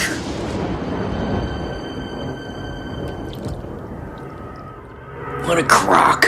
And it's like it was a really dark premise for how fun those movies are. Oh yeah. Well, you think how fun Freddy is, and child murder, right? Got to keep on point. But those are all of my favorites. I also really like Nightmare on Elm Street, but I like 1, 2, and 3. 3 is like a Marvel comic. Yeah, I think that's those up to 4, but number 3 is probably my favorite out of the Nightmare franchise. Dream Warriors is a lot of fun. It's just got that right balance of everything. And I know we mentioned 2 at the very beginning of this podcast, but that one, even though a lot of people kind of don't like it, I think it's really interesting because I think it's easily the darkest Nightmare on Elm Street. Like, there's just a weird darkness to that entry that feels somehow worse than any of the other movies. All the other movies are kind of a little fun, but that one feels like it's more mean. Well, it's because it's the main character is this young male, but like you say, there's like that homoerotic undercurrent to it, so it feels like he's even more alone. I think as a protagonist, like to be saved, like it's because there's another secret below what's happening, so it feels just like they're just in so much more jeopardy. Yeah, he's he's the only male scream queen. Yeah. And I liked his buddy. Like I liked the fact that like there was that homoeroticism, but they were just friends. Like they were good friends. And there's that whole thing with the dog at the end. It's a pretty dark movie. Oh, and is that the one they're in the bus and the girl's over talking, oh, aren't you glad it's over? And then the hand comes shooting through her chest? Is that the one? And then the bus goes off the road and that's how that one ends? I can't remember. I think that's the one because I remember that one so vividly because seeing that ending, I was like, I think it was, yeah. That freaked the crap out of me as a kid. Yeah, it did make you feel like there was no winning. No. In those movies, the way they always ended. You know, one thing I think is really interesting, and I may catch flack for saying this, but for all of the major slasher franchises, when I watched through all of the Halloween movies, even the ones that weren't as good, I still really enjoyed them, and I still really wanted to watch the next one. And I did that till I watched all of them. And the same thing with Friday the 13th. Everyone I watch, even the ones that aren't as good, I still enjoy the heck out of, and I want to watch another one. Weirdly enough, with Nightmare on Elm Street, everyone I watch I do enjoy, but I never feel like I need to watch the next one, which is very odd. And I know a couple other people who have the same opinion. I think you gravitate towards these franchises, the ones you like. Like, I've watched all the Friday the 13th, but I kind of had to force myself through a bunch of them. Some of them.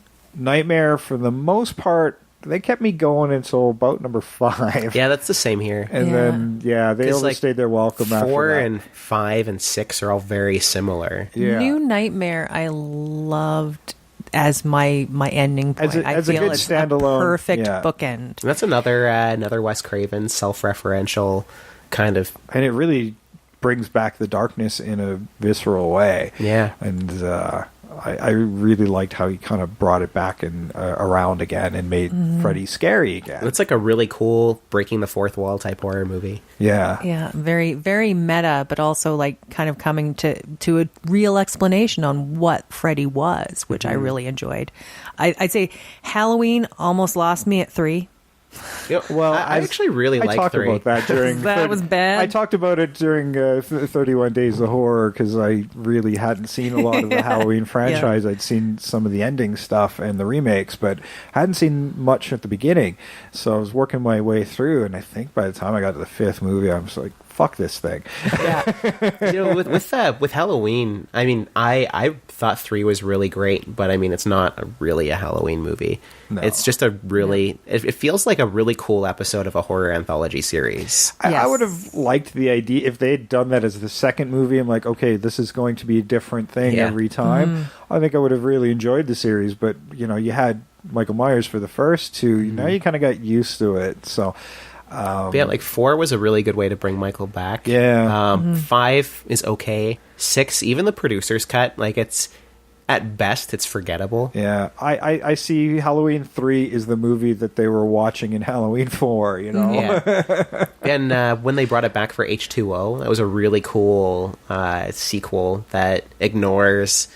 Well, obviously 3, but 4, 5, and 6. Yeah. But then again with Resurrection, which I think is actually the worst Halloween movie. I didn't mind it, but it was very much playing on the Scream tropes at the time. Yeah. And we are now getting another Halloween movie, and they're going to be bringing back Jamie Lee Curtis, despite having died. I thought that was the series. So the thing is, I'm really excited for I'm excited for the new Halloween. Because I have a lot of faith that David Gordon Green, the director, and Danny McBride could make a great Halloween movie. Because David Gordon Green is a really good director. And everything I've watched him make has a really cool, retro feel to it. So I feel like he'd be able to direct Halloween well. And I've noticed that people who are known for doing comedy, from what I've seen, can usually break off and make great horror films. Yeah. But what gives me the most pause, which I'm sure will be fine in the end, is the fact that I knew it was supposed to be a sequel to Halloween 2, so they're rebooting it again after 2. But the fact they're bringing in Jamie Lee Curtis again, I'm wondering how are they going to make it different from H2O, where the whole premise of that movie was, let's visit Laurie Strode years later. She has to deal with Michael again. If they're bringing her back as Laurie Strode again, how will they do a movie that's unique from H2O, which seems like it's going to be the same premise? See, what I was thinking is, like, if you're talking about really reworking how slasher films work, you know how the killer is the one who always comes back? What happens if it's the heroine? That's what I thought was going to happen. They were just going to really flip that whole thing. All I know is that, I'm cautiously optimistic about it. All I know is that John Carpenter hasn't been involved with any of these movies since 2. And he was sold enough on their pitch for this movie to want to come on as an executive producer. And he likes the idea enough that he wants to write the score for the movie. Because he wants to be so involved with it. I feel like it must be really good. Yeah, that's true. If John Carpenter is interested, then it obviously has something to say. Yeah. And that might be a good pitch. And I know David Gordon Green was saying that maybe it was Jason Blum, the producer, who is the founder of Blumhouse. He was saying that every single step of the way that they've gone with this new Halloween movie, they've run by John Carpenter, and how everything they're doing, they're running by him first to make sure that he approves. Yeah. So he approved the pitch of the story. He approved the script. He really liked it. He approved bringing back Jamie Lee Curtis. And so every step of the way, it's been John Carpenter stamp of approval. Nobody wants to be shit on by John Carpenter years after you finish the movie, like Rob Zombie did. But that I'm still a little mad at John about that one. Yeah. Like, well, you waited this long? Apparently, with that whole scenario, I was reading into it, and it kind of seemed to stem up because Rob Zombie was doing some sort of interview, and he said that John Carpenter was kind of a piece of shit to him and gave him a hard time about doing the remakes and, wasn't helpful at all. And John Carpenter was saying, like, what is he talking about? I gave him my blessing. I told him to go off and, do any direction that he wanted to do. And that's what he did. And if he's saying about this about me now, then he's just a piece of shit. But apparently they both met up again and talked and made good, and both of them said that it's all fine. Like they're on happy terms with each other, and it was just a misunderstanding. So who knows what the story is? That's good, but that was a bit of a weird thing. I know, because it happened so long after he'd done those movies. Who knows? Maybe that was the whole misunderstanding. Is he came to him like, "Please give me direction on this," and John Carpenter's like, "Do whatever you want." Maybe that was what he was taking as, "You don't care about my movie." Yeah. So this could be it, and it might be about like getting back to like the true spirit of this movie to get it back on track. So I know that Danny McBride, who's co-writing it, has said that one thing they really want to do, bringing back this movie, is they want to completely ditch the supernatural element that the Halloween series eventually developed, and they want to bring it back to like he's a guy in a mask who's a killer. Who's well, you very think resilient. about it. If Laurie's the younger sister and how old she is, how old is this guy? Yeah. It'll be really interesting. Supernatural to see what might they do. have to play into it. Well, he also got. Well, look at how old Stephen Lang is, and he's a badass. Popping Viagra this whole time. I don't know. Yeah. That doesn't help you fight. I don't think you'd understand that. Well, everybody needs a weapon. Like I've never had an erection, but I can only understand. You guys have discussed you've discussed how hard it is to run with one. He has to get places to kill people, so I'm guessing that won't help. Yeah, I don't know. He's just hopped up on energy drinks or something. Some of my personal favorites, since I didn't get to do this. Sorry, I kind of really went on about my favorites. Yeah, and I've gotten some new favorites just in the course of doing this show. I loved April Fool's Day, even though it was a slasher that wasn't a slasher. I loved Black Christmas, the original film. Absolutely. And of course, Peeping Tom I had never seen up until doing Peeping that Tom episode is awesome. as well. It's fantastic. I think Martin Scorsese once said that you could learn everything you would want to learn about filmmaking by studying Peeping Tom. Oh, yes. Great. Absolutely. Go listen to our episode as Sam and I talk about that and what a great piece of work it was and how just unremakeable it actually is. And after hearing you guys and watching it myself, like it is visually well done, an amazing film. It is well scripted, it's well paced. Yeah, it's amazing. if anything, it's a little bit better than Psycho, where they cover a lot of the same ground. And they came out just two filmmakers with similar ideas happening at the same time, but both are just masters of their craft. Absolutely. Yeah. So Jay, what are your favorite slasher movies? Yes. As we keep getting sidetracked. Out of the Halloween franchise, 2 was probably my favorite. Although with these big long franchises, I really kind of enjoy the campier ones. So, like as I said, probably my favorite franchise is the Child's Play / Chucky franchise because they've never gotten old for me. Love the Nightmare on Elm Streets, those first 4, and then New Nightmare. Yeah. Even Jason Freddy's entertaining, even though it's not very good. That one's kind of more of a horror comedy. It's silly fun. Really, it is silly fun. People bought into that movie expecting a horror movie, and it's kind of like Evil Dead in terms of its tongue-in-cheek. As far as more recent material, I mean, I certainly like the Scream movies, the Hatchet franchise, as we just said, and I'm a little PO'd that Adam Green is touring one around right now, but I don't live in any of those regions. I'm in a different country, so I'm going to have to wait for that one to get a mass release on Blu-ray and DVD, but I'm very much looking forward to seeing Victor Crowley, the 4th film in that entry. Behind the Mask with the rise of Leslie Vernon, it's celebrating just past its 10th anniversary, actually, and that was out in 2006, and a very interesting take, another one that so good. That winds up using those tropes in an interesting way. And Scream wound up repackaging those tropes in an interesting way, as well as Cabin in the Woods. This one does it as well from a documentary standpoint.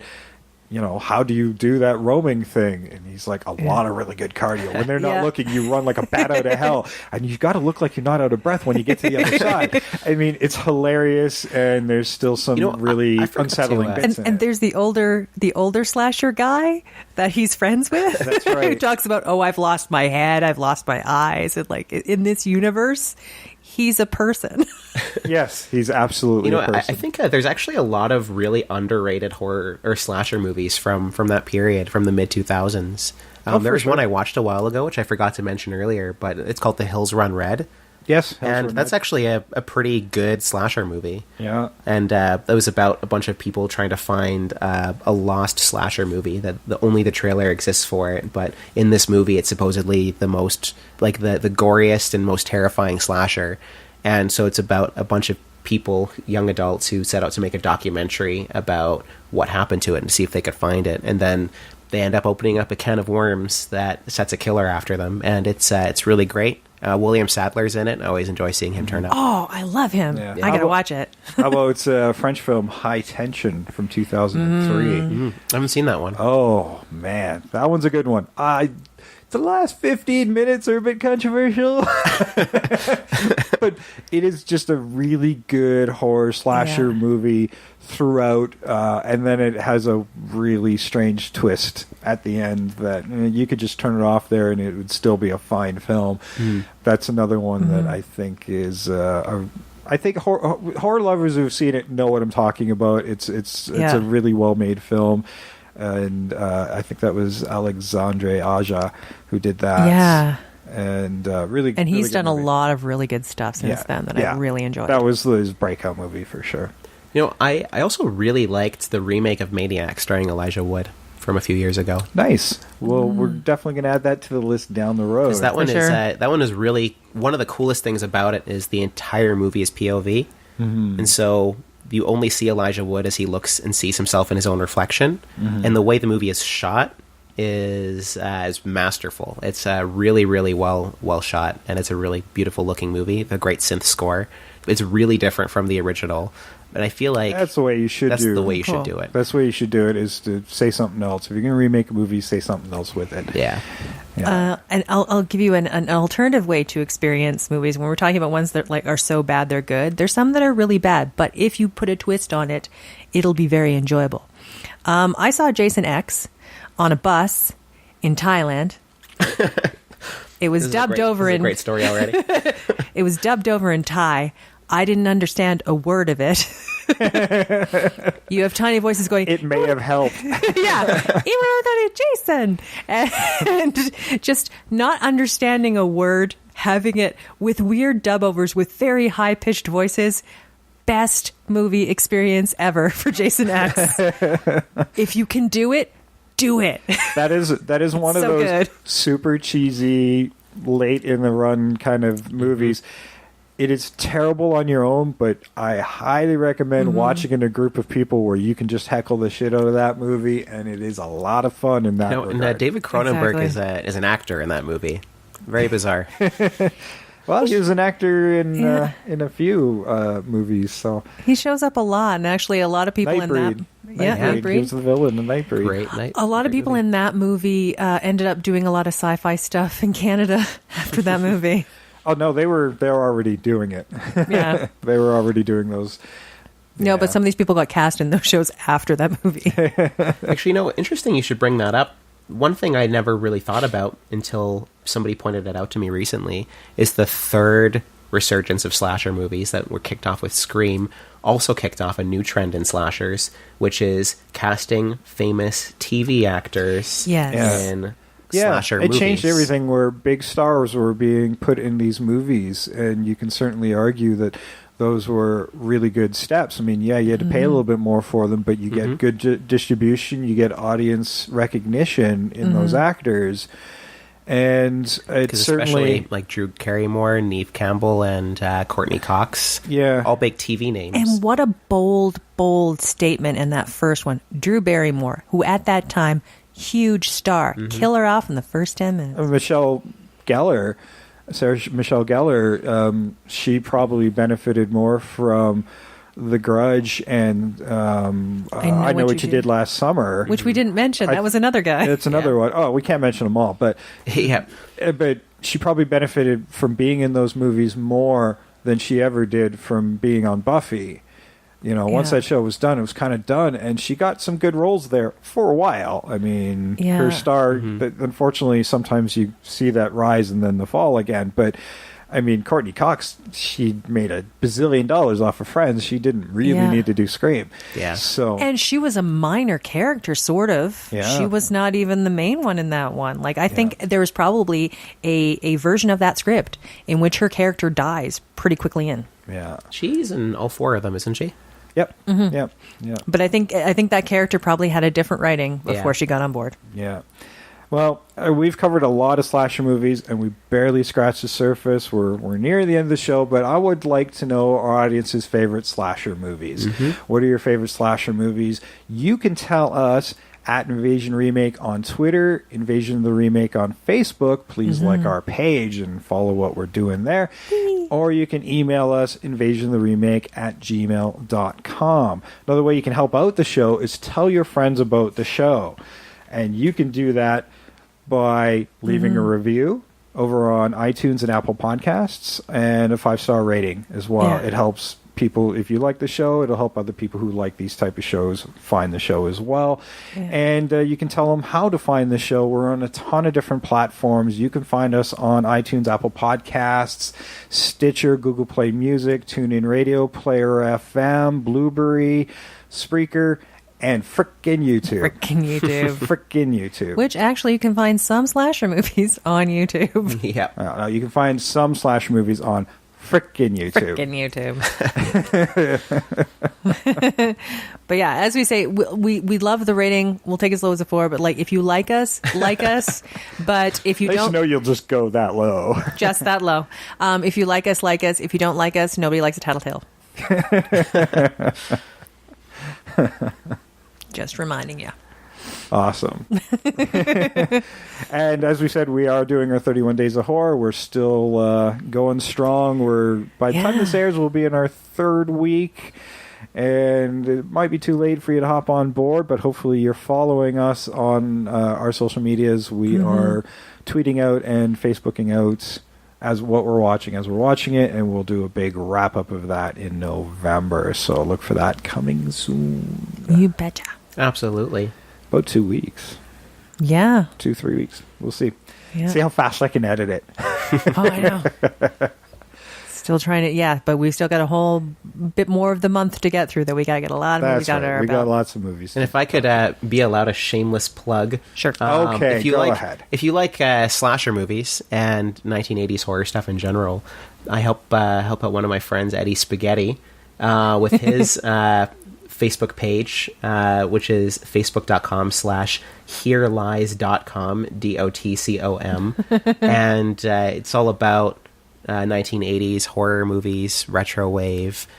He does a lot of sketches and horror movie reviews. They have a channel on Roku, and we're talking about doing a talk show podcast. There's a lot of exciting stuff happening over there, so if you like slasher movies and 80s stuff, definitely worth checking out. Okay, yeah, you let us know Sweet, when that that's launches. awesome. We'll definitely pimp it out for you, and we will leave a link in the description as well, so you can find that. Sure. Thanks for joining us Yes. again, Jeff. Yeah, thanks for having me. Hopefully, been a I can, long time. hopefully it won't be what episode is it today? Well, today's 110, so we will see 110. you at 220. I don't know. You survived this one. If we reboot the franchise in the next couple, we'll bring you back. Yeah, Well, yeah, I hope you are open to coming back down the road as well. yeah, absolutely. It's always a pleasure. Or maybe we'll be on your show next time. Yeah, who knows? Quid pro quo, Clarice.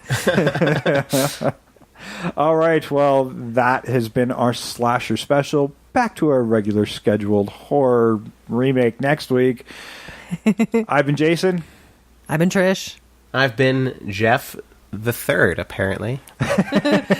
Jeff the Third. Jeff the Young. Jeff the Young. the Jeff that makes us feel old, but we're still okay with it. And we are out of here.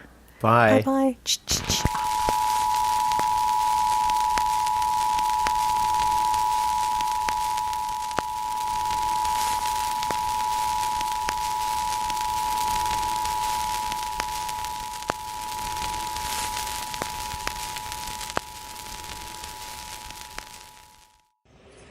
Not strong enough yet. Well, I will be soon enough. Until then, I'll let Jason have some fun.